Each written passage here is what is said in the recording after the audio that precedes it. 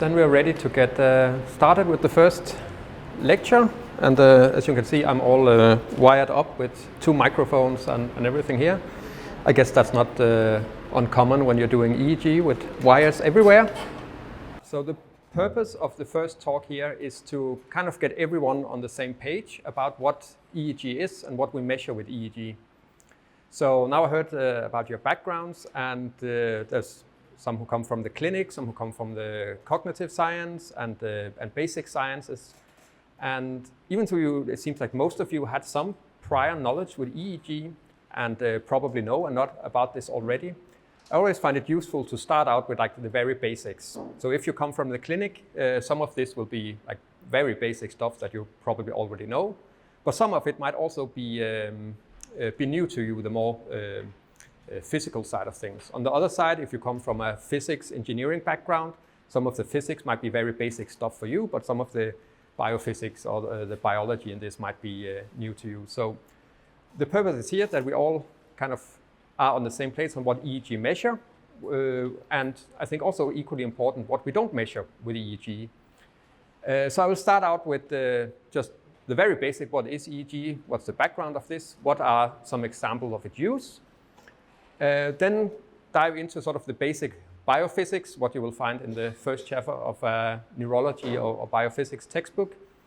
And then basically start at the very microscopic aspects of the cell, where does the electricity come from, and then gradually scale out until we are at the scalp where we measure EEG. And it will be structured roughly according to these sections, and after each section there will be plenty of try to make some time for questions and discussion if anything was unclear or anything you want to know more about. You're also welcome to use the document that Robert showed you right before to just write questions. And I think by the end of the day we will just look through the questions, and if there are some that are sort of repeated or people say this is a really good question, we can address it. It need not only be clarification, it can also be something to expand more upon. So that's very open. So very basic, EEG. It stands for electroencephalography. And actually in the name kind of say what it is. Electro, meaning something with electricity. Encephalo, it's Greek, I think, means the brain. And graphy is like the ending, meaning this is writing out. So in short, it's writing out the electricity of the brain. And as you all know, we shortened it EEG because giving a lecture and saying electroencephalography a lot of times kind of gives you a dry mouth. EEG is actually one of the oldest methods we have in this kind of neuroimaging. If you go to a neuroimaging facility or faculty or somewhere, the oldest method, it was first reported in 1924 by a German scientist named Hans Berger, who it's the guy over here in the corner. And this is a picture of, I think, his first EEG recording, where you see some participant, quite a large setup next to the participant, and this old school EEG electrodes that he had glued to his head. And right below that was the sort of very first EEG trace that he measured. And it's by modern standard not so impressive, but what we see is that you have sort of some sharp rhythms here that kind of go away, and then over here it kind of start to come back up again. And if you're familiar with EEG, you might recognize what this is. Anyone? Just feel free to. You want to fix it. Yeah. Okay. So you can continue. Okay. I'll just talk a bit louder then. So the very first recording here was the classic alpha wave. So participant sitting and shifting between having their eyes closed and eyes open. And I think this is a really good place to start, because when we start setting up equipment, the first thing we would do to see whether we have a good signal is actually just ask the participant to close their eyes, open their eyes, so we can see whether there is this difference in the alpha wave. And what you see here is like the very typical alpha wave recorded from, I think this recording is from above the occipital areas. It's over 100 years. There was, I think, last year a celebration of 100 years of EEG, like what has happened, what is happening, and what is going to happen with EEG in the future. And I think EEG is a nice method to work with because it is an old method, which means that there is a lot of established measurement we can take out. We don't have to go out and invent everything from anew. There's a lot of well-known and described signals we can look at that we can take in and start seeing how are these signals affected, for example, in certain patient groups or in certain cognitive tasks and so on. There's also been a lot of standardization of measurements, which means we usually don't have to think about too much, at least, about coming up with our own measurement schemes. And all these things we will go way more into detail during the workshop. At the same time, I can say this graph down here, it's just number of publications that cite EEG or ERP from PubMed. And I think this graph is quite interesting to see that in the 1960s, so first reported down in the 1930s, but in the 1960s we have this kind of increase in the use of EEG. And I think that coincides with the sort of new development in the technologies of the electrodes. And also, I think in the sort of advancement of cognitive science as a field where EEG became a really sort of pivotal tool in starting to understand the mind and cognition and how this related to the brain, so later merging into cognitive neuroscience. Then there's this bump around the year 2000, and sort of discussing what could be the things for this, because around this time you also get the advancement of fMRI, and I don't know if you've been to an fMRI facility and started talking about EEG. There is kind of this like EEG is this old method. Now we have these way more advanced, bigger, way more expensive scanners. So one would think that then EEG would sort of fade out in favor of the more advanced methods, advanced in quotation mark, I would say. But that's actually not the case. It actually seems that there was a second boom in the number of EEG studies. And I think this comes with, there might be several factors for this. One is that there was much more standardization. There were more available commercial EEG systems that came with these caps that just made it way more easy to apply it. EEG is a lot more cheap than buying an fMRI scanner. But I think another thing that started to come at this time was also the development of software for analyzing EEG signals. You don't need to have some, both you had that more availability of computers, that every lab had a computer now. You don't have to go to a computer department to get your data analyzed and waiting a year until the technician had time to do it. And also I think EEG is kind of on the forefront of the open science movement in that there's a lot of open science toolboxes, a lot of goodwill among the community to kind of share, which means that methods are a lot more available. And that I think also is a reason why we have such an increase in the use of EEG. I would also say, despite being 100 years old, at these last, I think, 5 years, there's actually come a lot of new uses of EEG. Specifically, I think in brain-computer interfaces that are starting to become very popular. You see different types of EEG systems used for different settings in sports science or in sort of consumer marketing research and so.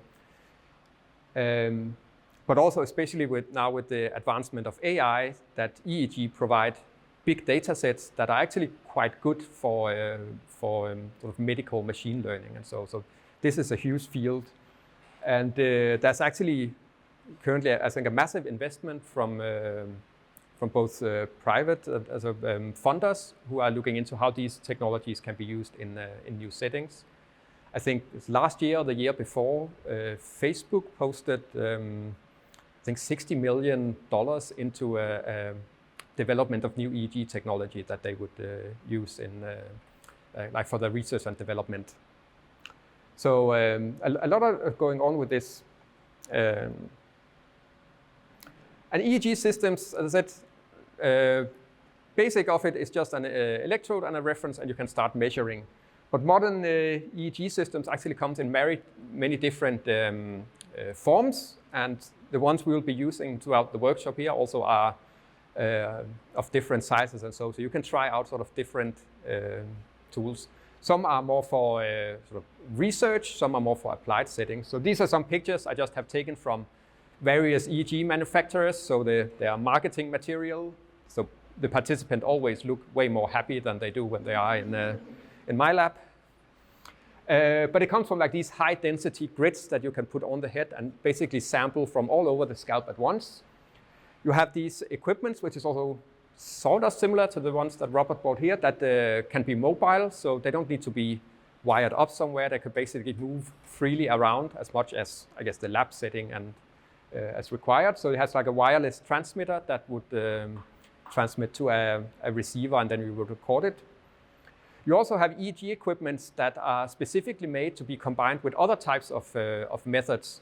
So, for example, specifically for doing TMS, where you introduce like a strong magnetic field in the brain to kind of activate some areas beneath, that puts some specific strains on the electronics or electrodes in the cap, so they are specifically made for that.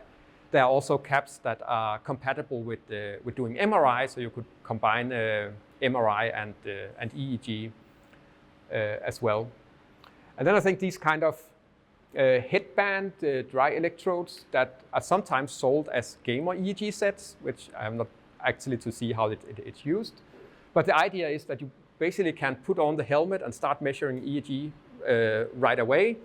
So you're not kind of limited to being in a specific lab setting or so. You could do it while people are walking around in the streets and seeing how they respond to different things, or how they are. I think some of these also comes with some meditation apps that you can kind of measure your brain waves and see whether you are good at meditating and so. So sold as completely like consumer products. So, of course, what I have been working mostly with is more on the research side, where we, and for my reasons, not have cared so much about people walking around, but more on sitting in a lab and doing experiments, so focusing on getting really good, really clean signals. Right. So EEG data, when we record it, it could look something like this. It looks kind of a mess. Some of you might have seen this. So this is just a screenshot from when we first would load in the data and look at it. And just the very basics, this is over time. The measure, this is 1 second of data. Each line here represents a channel in an EEG cap that you see. The units that it measures, it's the electric potential, usually in microvolt. It's the scale, so 10 to minus 6 of a volt. So we're talking about very weak fields. And in itself, this is not so informative. I would just say, yeah. So I have the typical one. Each line here would represent a location on the scalp. So I guess the most common EEG system would be these kind of caps that are sort of stretchy material that you would put on the scalp, and then you would have all these locations and do a bit of preparation, and then you'll be ready to measure. Yeah. Yeah.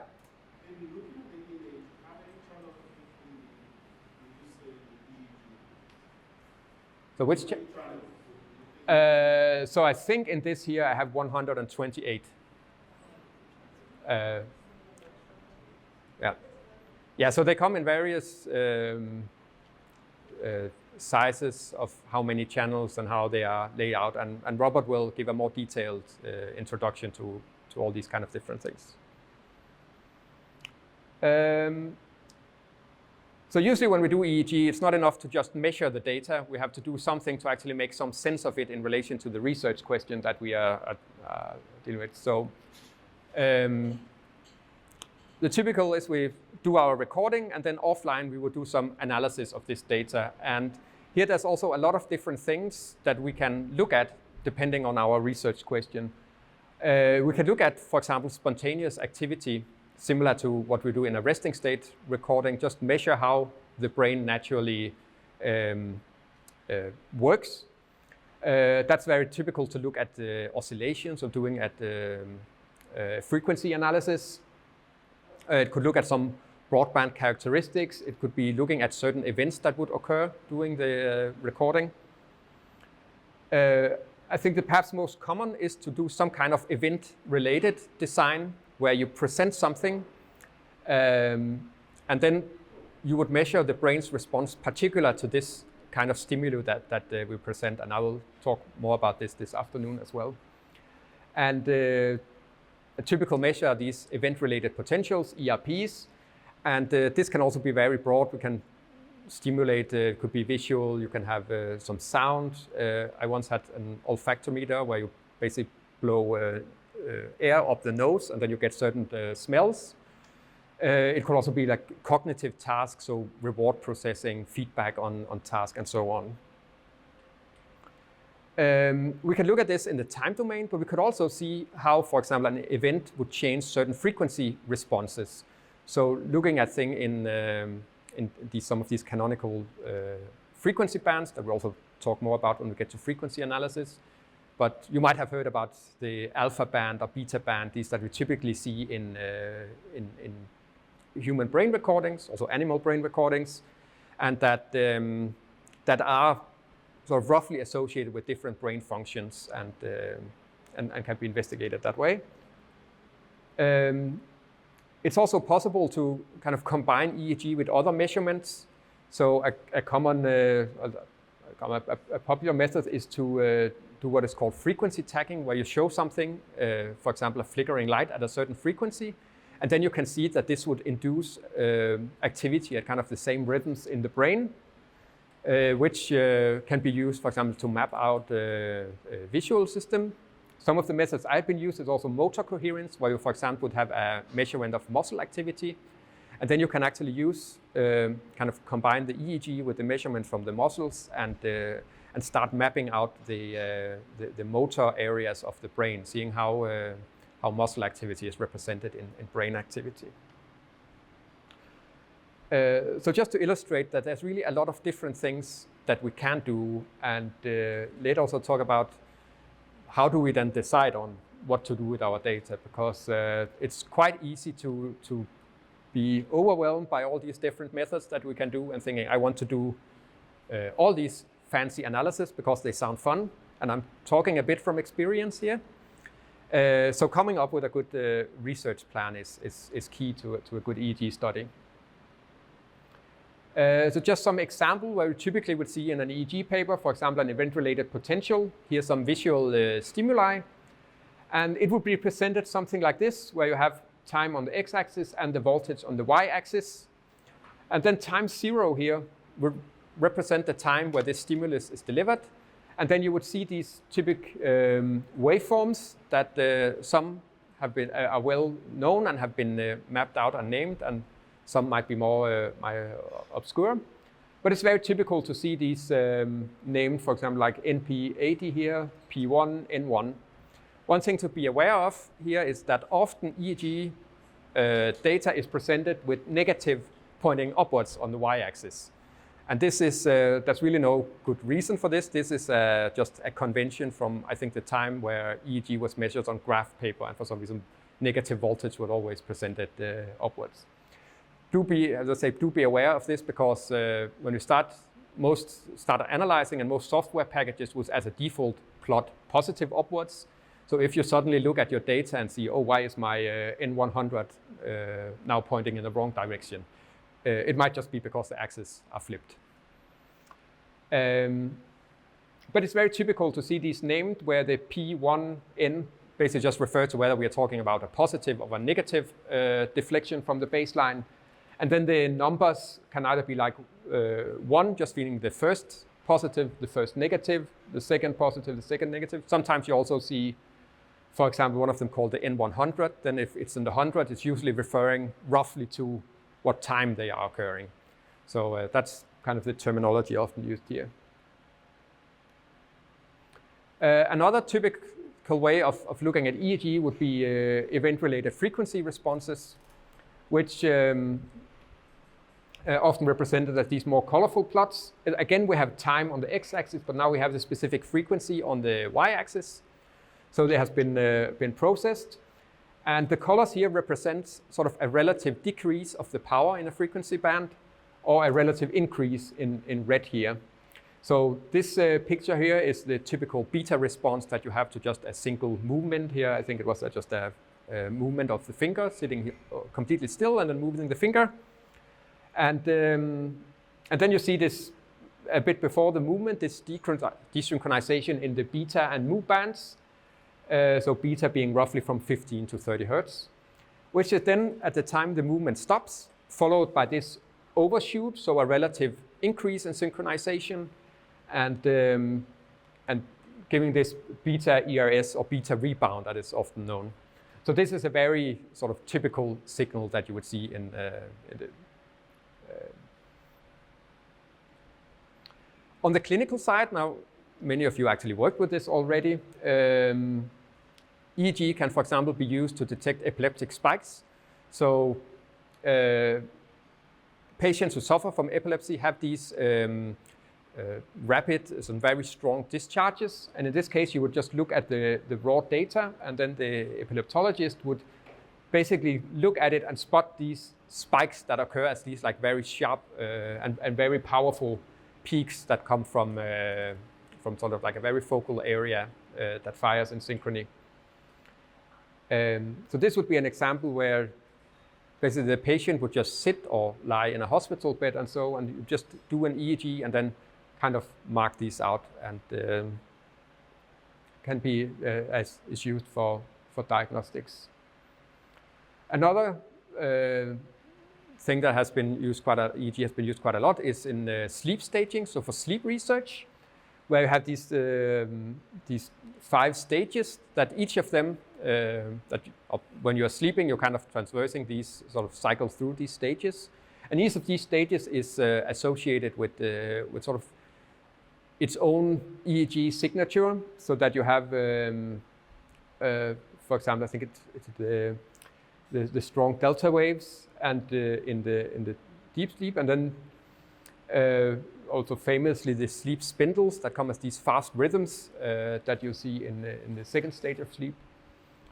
I have not done so much sleep research myself, but I know that these sleep spindles is used in Parkinson research, for example, as a precursor that they are altered in disease. Yeah. Just for clarity. Yeah. I don't think really was clear. So the person sleeps with EEG on. Yeah. Yeah. So they basically they are maybe in the sleep lab or in the hospital bed, and they would be mounted with the cap in the night, and then they'll just sleep with it throughout the night. Okay, so these are some examples of, I think, yeah, very broadly where EEG is used.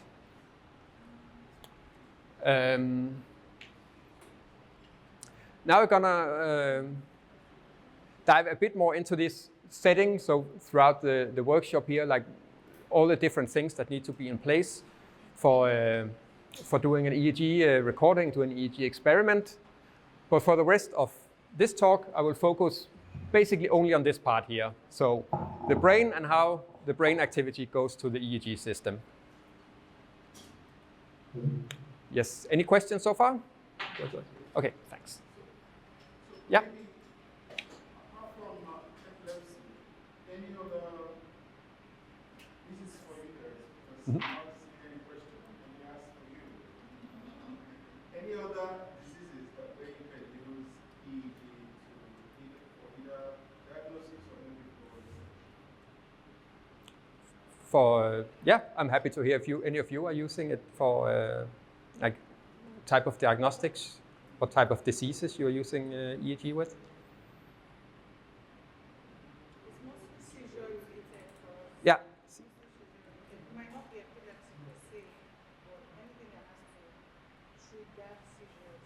Like I've seen some cases where alcohol intoxication actually triggered a seizure and an adolescent. Yeah. Then another lady had an abortion,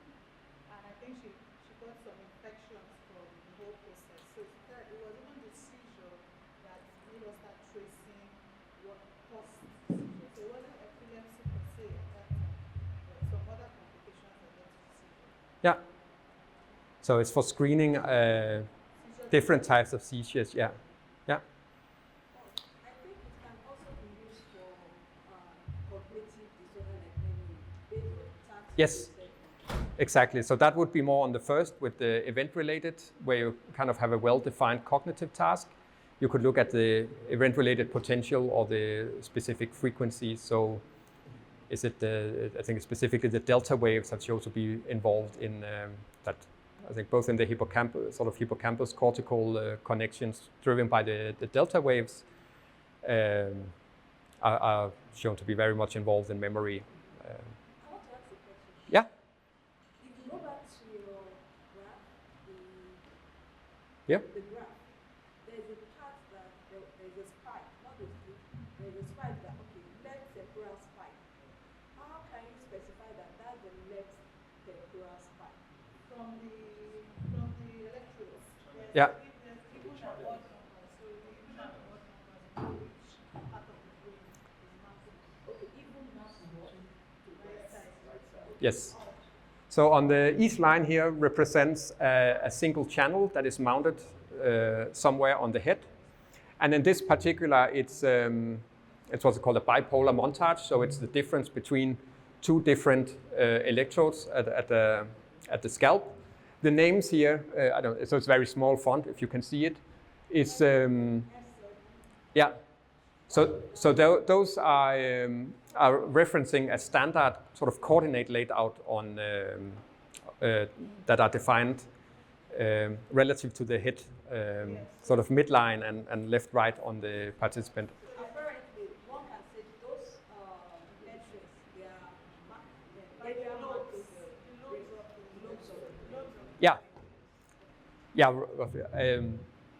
I think Robert will go into detail on the coordinate system later, sort of the full definition. But that's actually a really good question. That if we just look at the lines, how would I know where they actually come from? And so having this information present means that you can look at it saying, okay, I saw something here. I go out here and look and see, okay, these are like, they have a name that starts with T, which is for temporal. So we know it's measured about the temporal lobe. So F would be frontal lobe, Exactly. C would be Central. Yeah. P would be parental. Yes. FP would be The two frontal lobes here. Yeah. F1 and so then XZ. It's a central part. Yes. Thank you. Yeah, you're welcome. In addition to Yeah. in addition to the indication, we can also be using maybe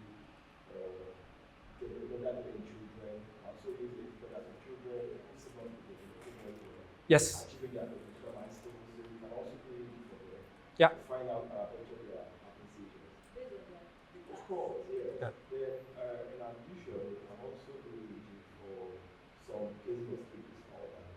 Yeah. Actually, EEG is used a lot in pediatric, both clinic and research as well. And I think one of the reasons that it's used also in just developmental science is that if you have kids, you probably know it's difficult to get them to sit still for a long time, especially lying in a scanner for a long time can be difficult. So not that it's super easy with children either in EEG, but EEG is more forgiving for children kind of not sitting still. And so I know I haven't worked with pediatric myself, but I know at the university where I am, there's a lot of people working with children and doing EEG recordings.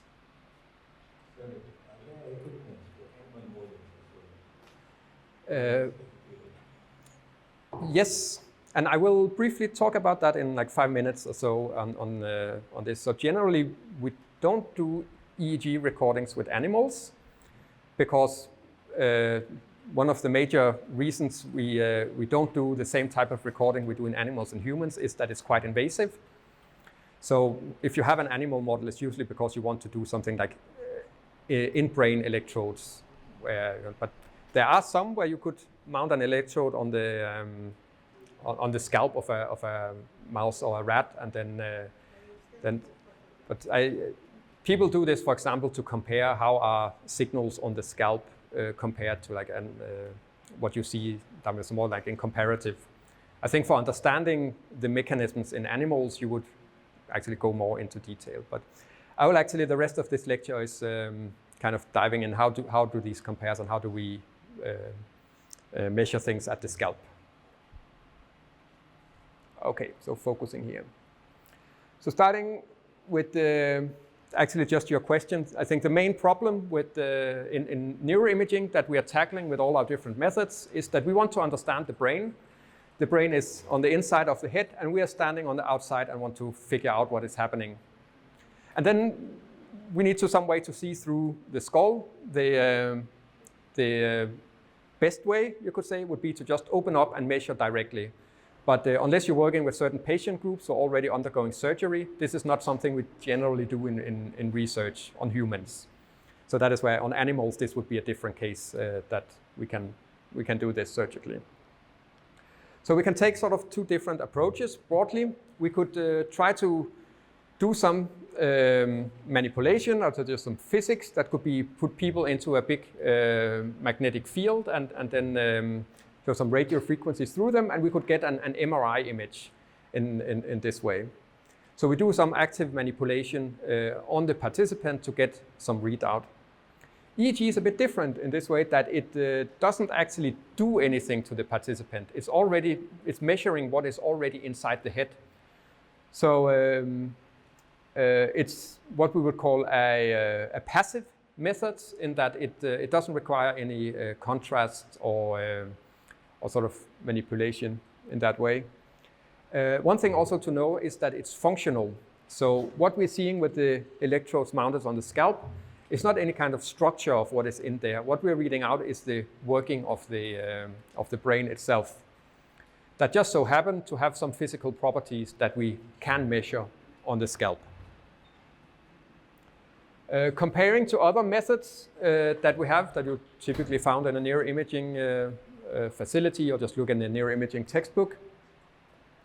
Then to be aware specifically EEG is that we measure the electric potential at the scalp that stems from the neurons in the brain.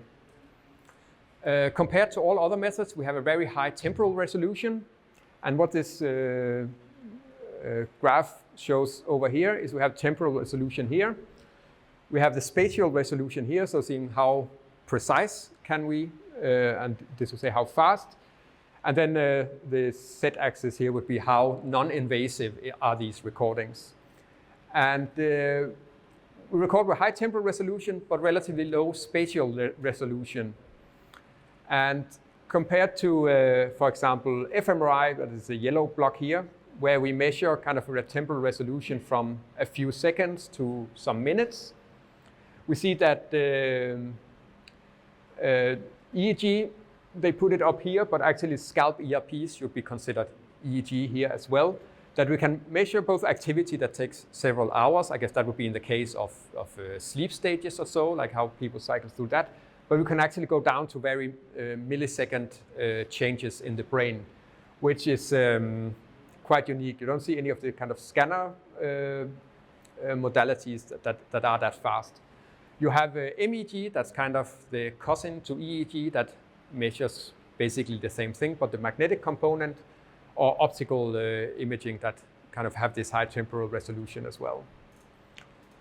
EEG is, I guess this put it on tens of centimeters resolution. I would say a few centimeters resolution, but actually it doesn't as such have a spatial resolution in the same way that, for example, an fMRI scanner, you can set like how precise resolution should have, because this depends on, first off, how dense you're recording, like how many electrodes you are putting on the scalp.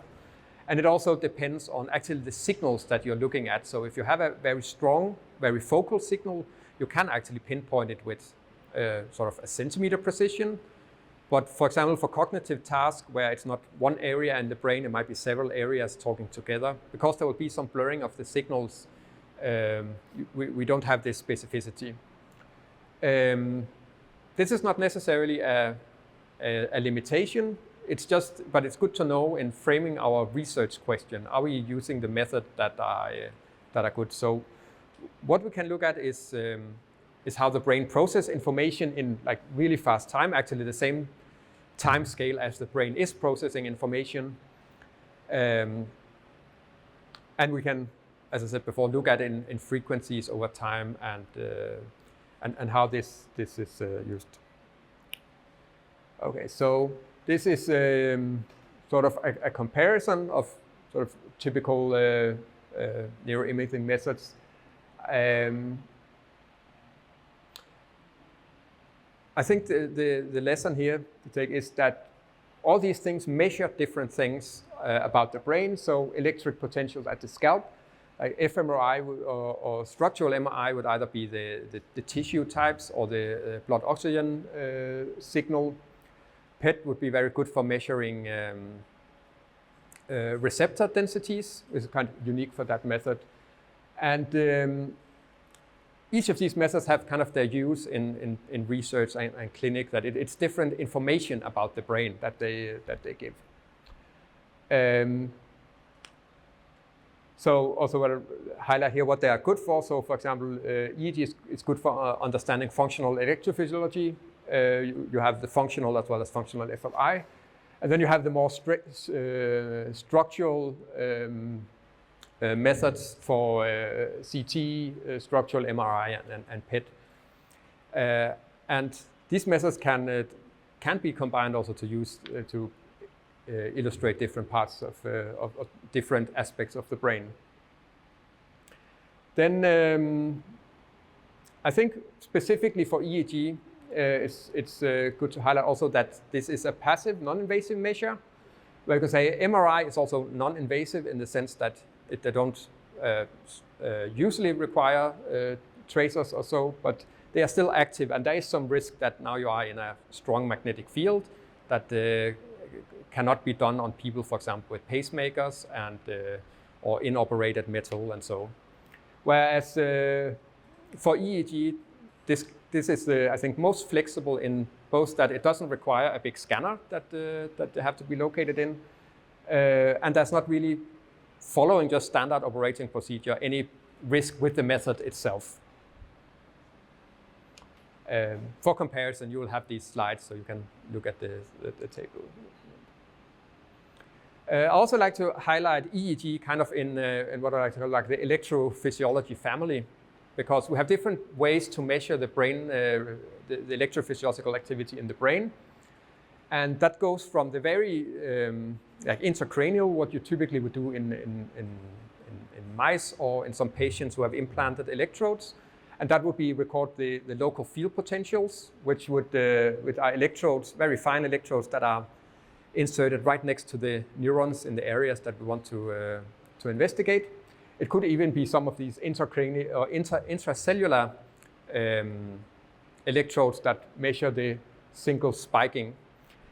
And what you can think of these kind of family of electrophysiology is that starting with the intracellular spike measurements, the measurements kind of increase in scale. So for the local field potential, it will be kind of the fields around the cells. So it might be a few cells, a few hundred cells. So the depth of these would be, for example, a whole area. In Parkinson patients, some get inoperated these electrodes, and they can measure, for example, from specific nucleus in the subthalamic areas. We also have this method called ECOG, so electrocardiography, that is basically related to EEG, that it functions much in the same way, but rather than being on the scalp, it's usually placed directly on the brain during surgery. And that can be either like this, like a full grid that covers a large area. I think more common is that it's small strips that are put over only some areas of the brain where they are opened up. And finally, we can see we have EEG that is then used non-invasively, just measured the same thing at the scalp. But we can think of it as different way of measuring the same type of activity, but at different scales. It will look quite different because, and I will get into that with EEG, we do have a loss of signal when we're measuring it outside the head compared to when we're measuring inside the head. I think also as I said, the cousin to EEG and all the electrophysiology measures is MEG, and this is how a conventional MEG system would look, that you have a fixed scanner with this helmet that people look in. It looks like a giant hairdryer, and that's because the sensors are made of this superconducting material that require cooling by liquid helium. So it looks quite different, and it's has a lot more requirement for where this can be done because it has to be completely shielded.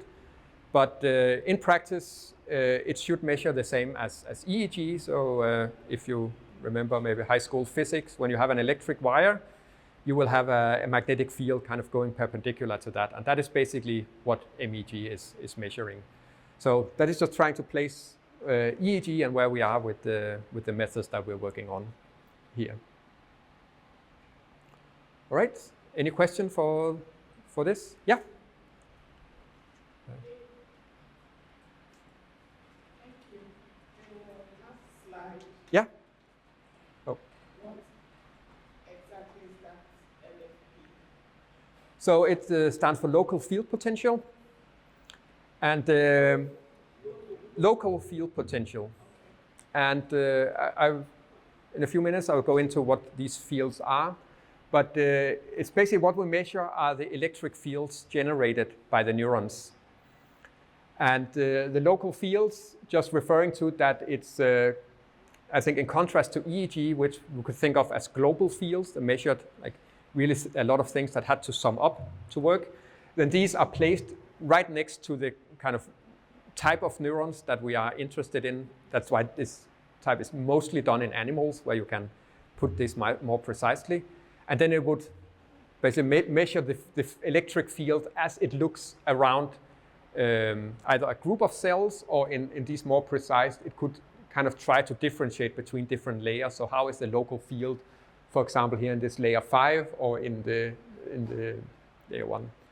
So these also comes in various sizes. So the local field can be from, like, I think was illustrated here, like a very few neurons to like a specific nuclei, for example. Yeah. Does the color code correlate with the type of neuron firing? So in this figure? Yes. No, I think they just color it to illustrate different measurement types. Because once you are moved beyond like the very fine local field potentials to more to big, larger local field potentials and to grid and these electrodes that we see over here, it's basically the summation of all the activity. So it will no longer distinguish between the type of neurons. Yeah, but yes, there's a question. My question is regarding the invasive methods. Yeah. The invasive methods, in the case of coma, how do we stimulate, how do we give a stimulation to the brain in order to record the wave forms? Regarding the last slide, so the picture there, the electrodes. Yeah. Yes. So assuming we have a patient in coma, then we use this invasive method. Yeah. How are we going to stimulate so in coma particular, I only know of a few studies where they have there. They would, and those are not, would look, for example, just at the default activity. So there wouldn't be some stimulation. But I think, I think that was an fMRI study where they asked coma patients to imagine that they were playing tennis. And then they asked some healthy participants to do the same. And they actually saw the same areas light up in coma patients. But I don't know so much about that. But actually, it doesn't have to be done in coma patients. They could maybe do the surgery. They would get some local anesthesia. But you could actually have these intracranial electrodes while people are awake and doing some tasks. I know that is done quite a lot. you're of course limited to, usually you're not putting them on just for research purpose. They're done for diagnostic for clinical purposes, but it is done then. There are a couple of hours where the patient are awake and maybe they're waiting to go on to the next surgery. You can have someone come in and run some kind of experiment on them in the meantime. Which it's done. I don't think it's so rare. Depending on where you are, it might be difficult to get through to the patients, and they, of course, not just let everybody in and do everything. But it's actually done in awake patients. All right. So now we're going to start at the very basics and then try to explain how we end up at the scalp with the EEG measurements. And along the way, we can start to see where these different methods in the electrophysiology family would play in. So this is a basic textbook message, a picture where you have sort of an axon of a neuron. And you have the inside of the neuron and the sort of cell wall, the cell membrane. And in that you have these potassium and sodium pumps that transports these charged ions through the membrane.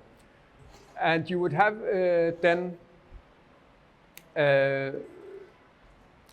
they transport these against the kind of gradient, so there would be an imbalance. So you have a slightly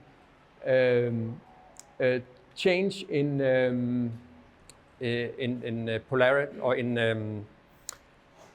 the polarity inside and outside the cell.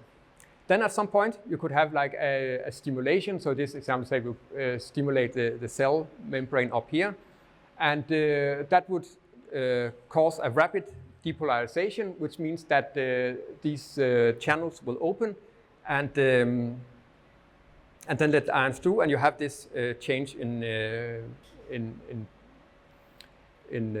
voltage.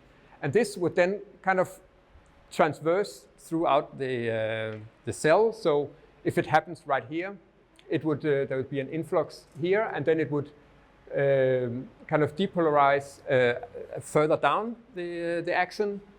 And then the next step, then we would have the polarization happen here and then sort of propagate down. So you have this now current caused by the inflow and outflow of the loaded ions that would kind of cause this cascade to transverse down at the cell axon. And this takes a few milliseconds, what would be illustrated here.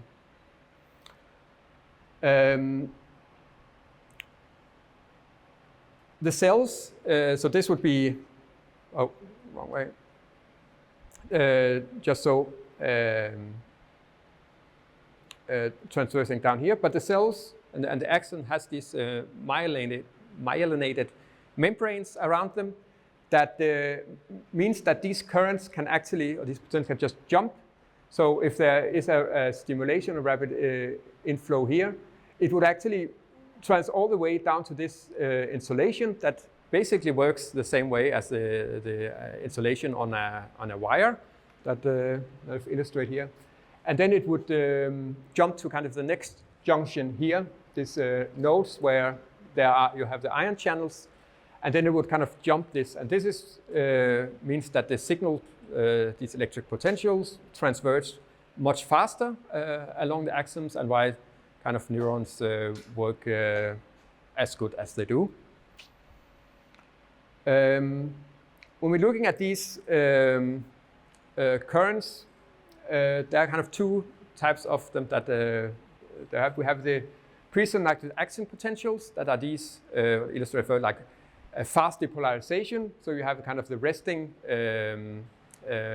potential here, and when it crosses sort of a threshold, you will have this rapid depolarization where you have this characteristics fast spiking like activity followed by a short undershoot and then back to kind of the threshold level. And this is what's typically measured at these spikes that you see. These happen, so illustrated here, usually along the axons and how information is transported. When they then kind of terminate in the dendrite here, you would have a synaptic communication, and you would have the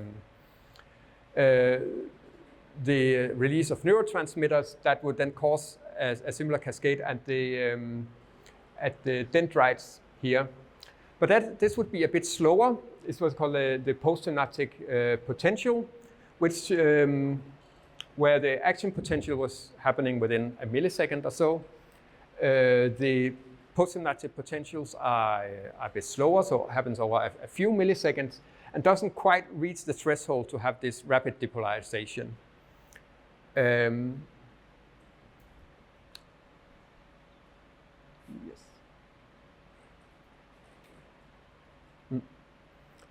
So comparing the postsynaptic potentials and the action potentials, you kind of again see them here lined on top of each other where you have some activation.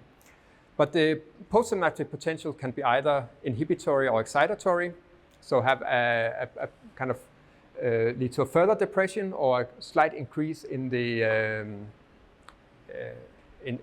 membrane potential, which of course matters for how these neurons communicate wider throughout the brain.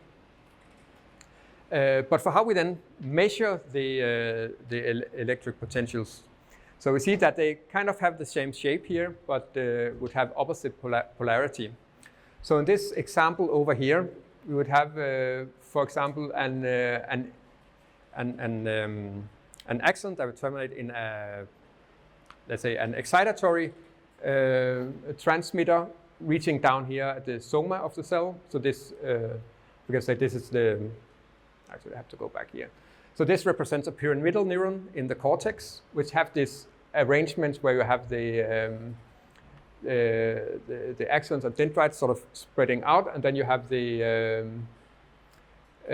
soma down here, and no, the dendrite going in this downwards direction. That would be yeah. Sorry. So let's say we have another cell that terminates with an excitatory potential down at the soma, and one that would terminate in a positive at the top of the cell here. We see that it's, in both cases, would be excitatory, but because the polarity would be different of the two, so here you would have a sort of excitatory potential going this way, here you have an inhibitory potential going this way, that the polarity of the two would be the other, would be opposite each other. But we could also imagine that we had an inhibitory signal that would then reach up here or down here in this example, and this would give rise to the exact same polarity of the electric fields here. So since we can only measure the electric fields, we don't really see whether the input to this cell was excitatory or inhibitory. So with these methods, I think the first thing to be aware of is that we cannot, as a default, say whether the activity that we are measuring is excitatory or inhibitory. What we measure is just the electric potential that are generated by the neuron. Okay, I think so far I just said that the neuron generate these. You have the ions flowing into the cell and then having these potentials propagating along the cell. So what I very rudimentary, it's drawn a pyramidal neuron, and we see the kind of flow of current from positive to negative inside the cell. But unless we're doing these intracellular recordings, it's not actually what we measure with these electrophysiological methods. Because when we have an electric current, say there will be a negative polarity down here, there will be a corresponding positive polarity outside the cell. And in the positive side, there will be a corresponding negative polarity of the field. And since the currents kind of have to be conserved, that's the law of physics, we will have what is called either extracellular currents or return currents that will kind of close the electric field here. So we have an electric field that now go in the opposite direction of what is going on inside the cell. And this extracellular current is what we will then measure when we have electrodes outside the cell, which is all the methods except the intracellular recording. So as an example, have a neuron here where we have a negative extracellular field here. So this represents that we have sort of a negative charge here, positive charge here.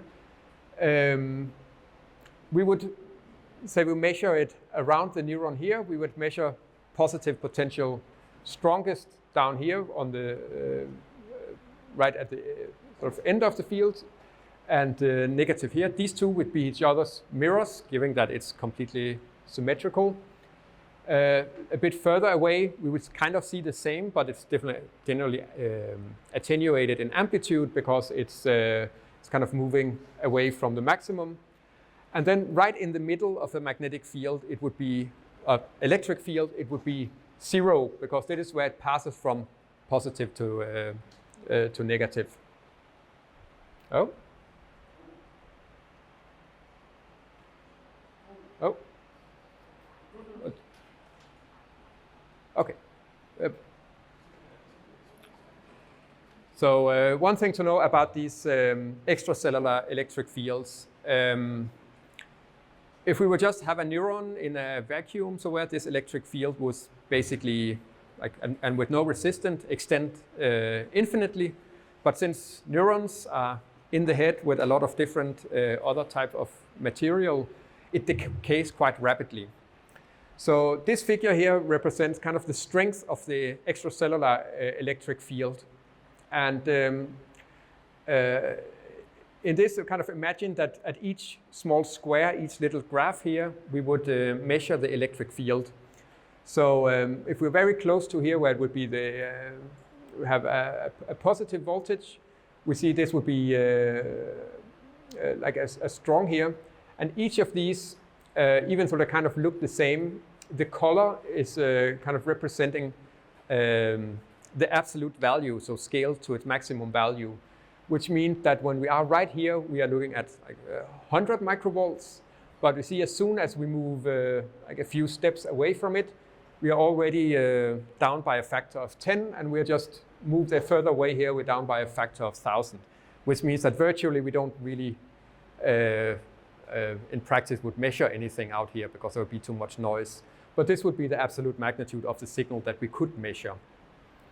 So you see that along the cell here, we have kind of the same signal, positive and negative, but as we move further away, the kind of magnitude of these things disappear. So this is also what this one is showing, that you have like the very strong, you have a very strong response, but as soon as you are there virtually, like just a flat line, you can almost see it behind here. Okay, so that would actually sound quite pessimistic, that we need to be right next to the cell in order to measure it. And if we want to measure a single cell activity, that is true, we have to do that. Okay, so how do we move on from here? So just a short summary. So the electric fields are generated by the bioelectric properties of the potassium and sodium channels. That leads to these dynamic signals in form of the action potential and the postsynaptic potentials. What we generally measure is the extracellular fields, and these electric fields rapidly decay over distance. Okay, so how can, and I now say that we can't measure this outside like a few micrometers from the cell, to saying that we measure it outside the head at the scalp. And that's because the brain isn't just a lot of cells just randomly scattered. There's actually some order to this that give rise to some physical properties that we can measure. So I'm going to introduce a concept that called the equivalent current dipole, which I think is really useful for understand what we actually measure at the scalp. So we're going to move on to summation of currents inside the head. So the pyramidal neurons are arranged in the cortex in these very nice perpendicular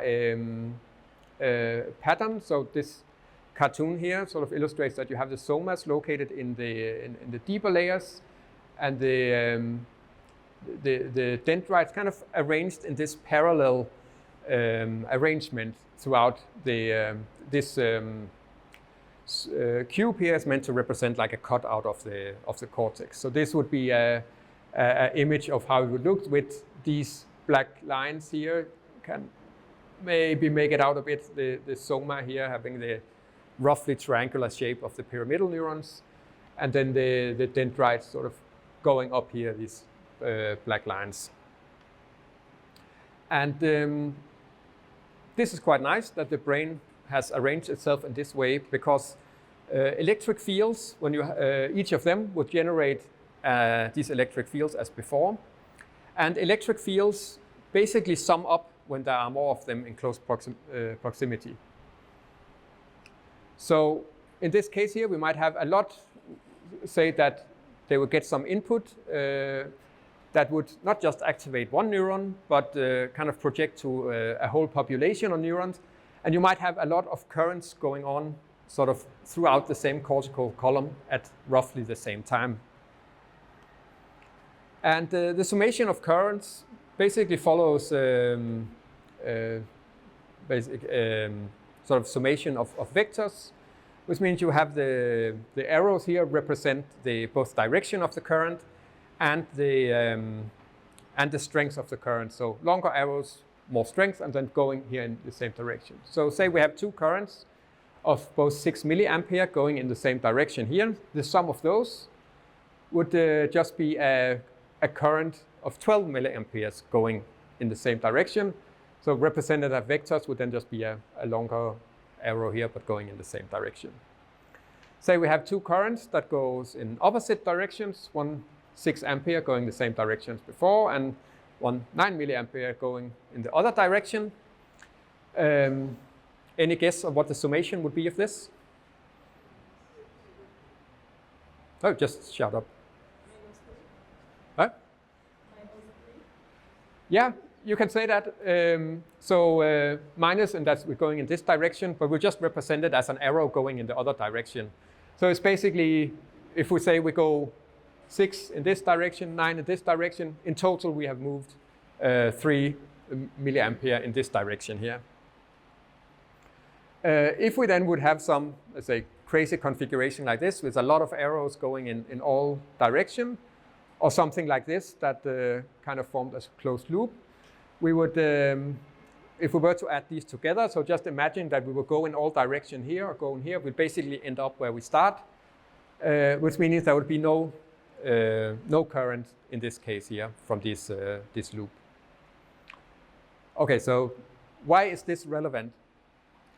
It is that because before we saw that the pyramidal neurons had this shape that would be more like this, that we actually had a lot of currents going in the same direction, and not so much of this,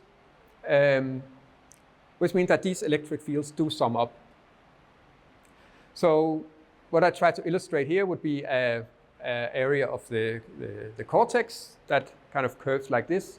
And we would have a lot of small currents going on. But if we look this from further away and try to sum up all these currents, it might look like like one large current, so now represented just by a longer arrow, that would kind of represent the sum of all currents in this area of the cortex here. And the long arrow doesn't mean that the currents actually go out of the head. So I've just explained what these arrows usually mean, and you'll see them also sometimes reported in papers, especially papers that do some source localization. This is what we call a equivalent current dipole. So it's a dipole, meaning that it has a negative and a positive side. An equivalent, meaning that it's equivalent to all the underlying, you can think of it as the true currents, so the summation of that. And the way it's represented is usually as a point. So That would be the red dot here that represent this is kind of where the currents are. And then the direction and the length of the arrow would represent relatively in which direction the current is going. And the length would be the strength. So in this case, it would be centered here, the currents are. And it's not going out of the cortex. It just means that it's this is the magnitude of the current. So how I always was taught this is that you anchor it on the negative side of the electric field and point to positive. But different scientific fields might do these things differently. So I think this is the convention in physics, but I was told from someone from chemistry that they would actually anchor it at the positive and pointing from positive to negative.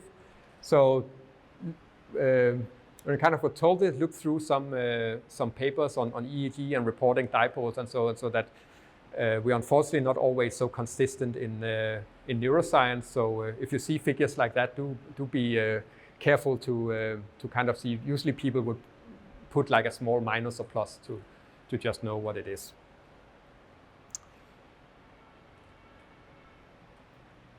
Yeah, as I said, so the ordering of pyramidal neurons is basically what gives the summation of the currents. But it's here mostly the postsynaptic potentials and not the axon potentials that contribute to this summation.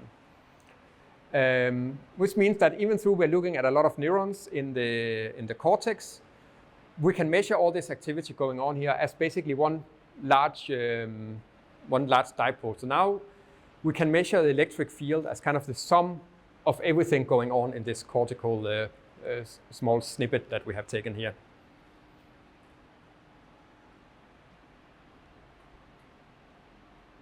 Yeah.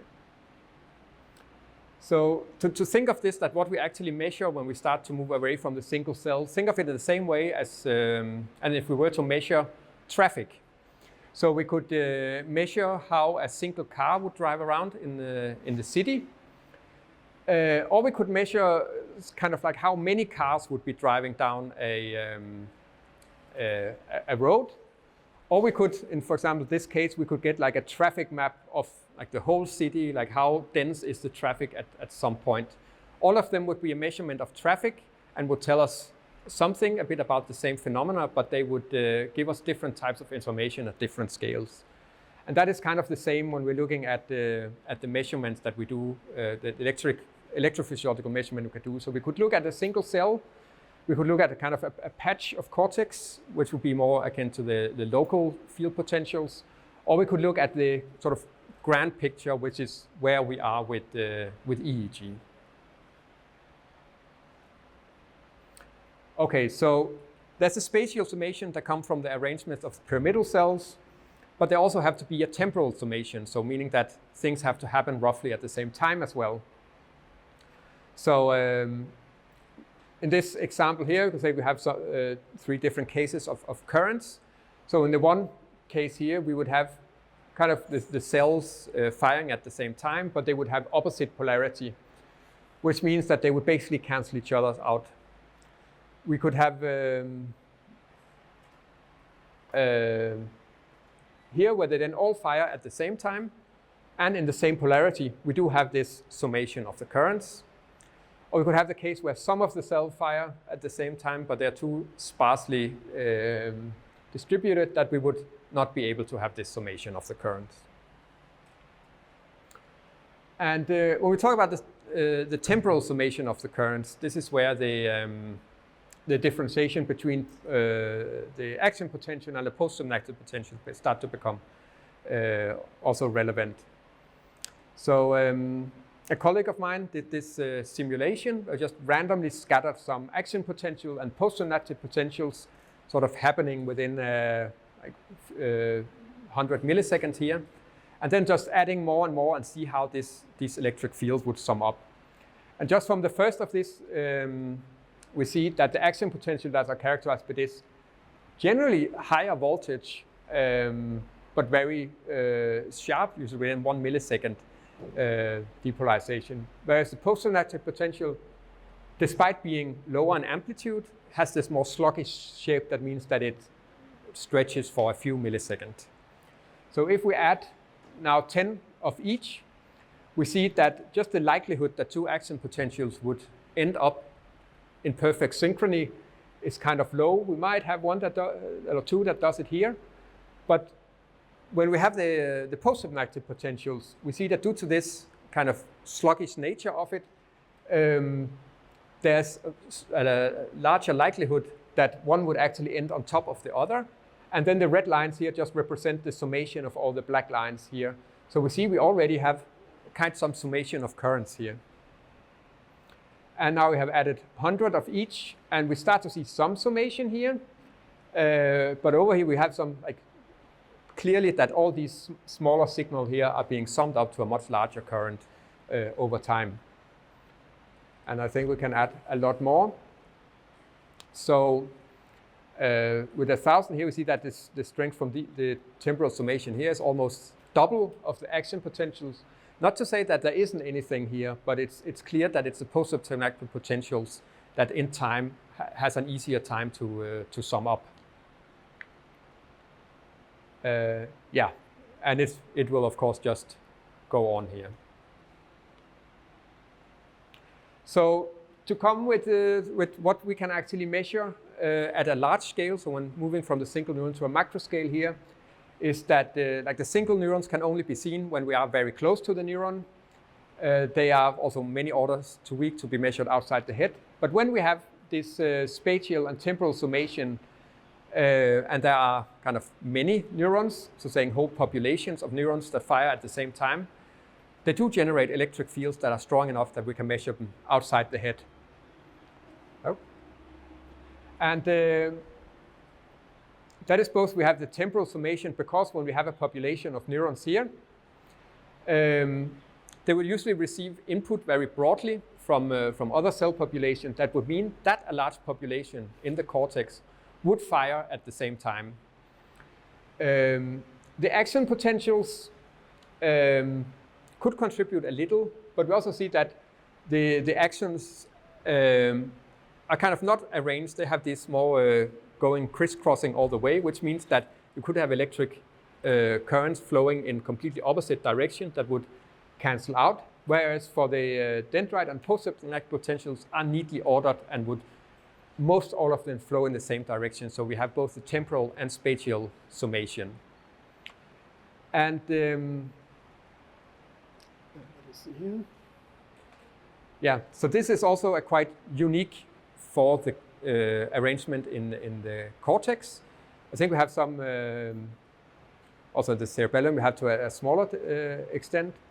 But it means that we also say that when we are measuring with EEG, it is primarily the activity of the pyramidal neurons and the postsynaptic potential that we measure, because they are the cells that have this physical property that leads to the summation of electric fields. What we then would measure is basically how this activity changes over time. So the summation represented here as the equivalent current dipole, how the strength of this varies over time. And that is what we read out as the field strength. And now it's starting to look like these waves that we would see with in our EEG recording. So over time. So when you look at a graph like this, think of this is how the voltage of the equivalent current dipole. This equivalent current dipole represents a large population of pyramidal neuron that changes its activity due to how it receives input. And so all what happens here is a black box to us, but we can see the summation of this. At this point, there's usually someone who is asking, but how do we know what the single neurons are doing? And the thing is, we cannot really infer that from the summation of the currents. We can only say something about the population itself. Because it is a sum of everything.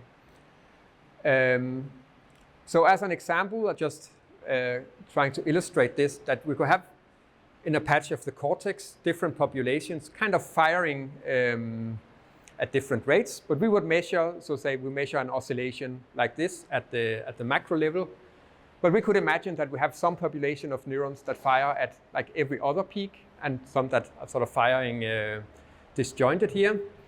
And that would sum up to kind of an oscillation in this shape here. So we cannot just look at this oscillation and say, oh, all the neurons here are firing at this frequency. This would be likely, and we could even say some like completely, again, this is just a toy example, but just to illustrate that you could have some that would fire really fast, some that would fire sort of a bit irregular, roughly aligning with the peaks, some that would be perfect on, and some that would, by coincidence, sometimes hit these peaks. Again, all this we would not know, we would only measure this here. Going back, of course, this is where our family of electrophysiology brain methods can measure, and that is basically to a certain degree of how much summation do there need to be. So here in the deep local field potential, it would be the summation maybe only of a few neurons, whereas when we get to the kind of bit larger, it might be the summation of a small area, and depending on the electrode, like how fine-grained it is, it would be a different number of neuron that it will capture. And moving to the grids and the ECOG and EEG, it would already be like the sum of a large patch of the cortex.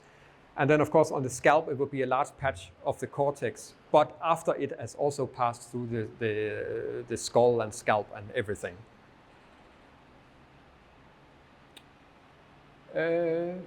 Yes, so giving the basic definition, EEG measures the activity of population of primarily pyramidal neurons in the cortex, specifically the postsynaptic potentials.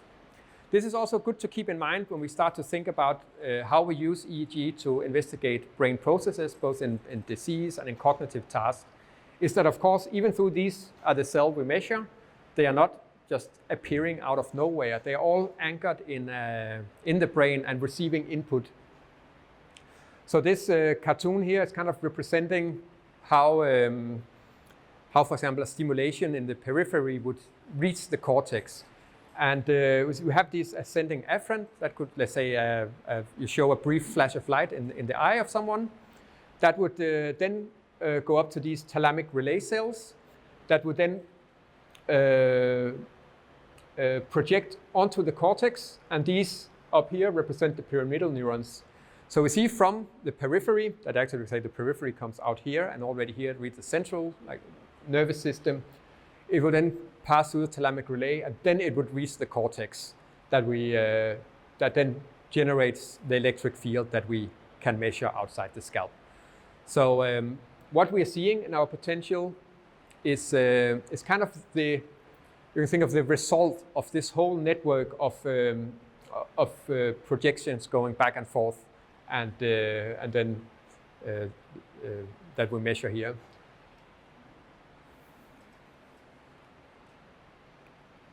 All right. Let me see. So just an open question. So I say this equivalent current dipole, it's a good way to understand the electric fields. But under what circumstances are they not a good way to understand them? And there is this kind of the example as before, but again, very schematic. When we have everything aligned neatly, they're a good approximation. If they are, I think this the same as before, just flipped, it would be a bad approximation, basically nothing to see. But we also have areas of the brain where the neurons are more of these crisscross patterns. For example, in the striatum, you have these like almost checkerboard pattern of cells, and that would be a perfect example of where these fields would cancel each other out on the macro scale, because like the currents going back and forth and in all directions. So that would almost be, like, if we just zoom out a bit, equal to the going kind of in a circle way of summing things up. So generally the reason we would say that we measure from the cortex is not because we cannot do it with the EEG equipment. It's because the physical properties of the brain simply does not allow for it to be measured outside the head.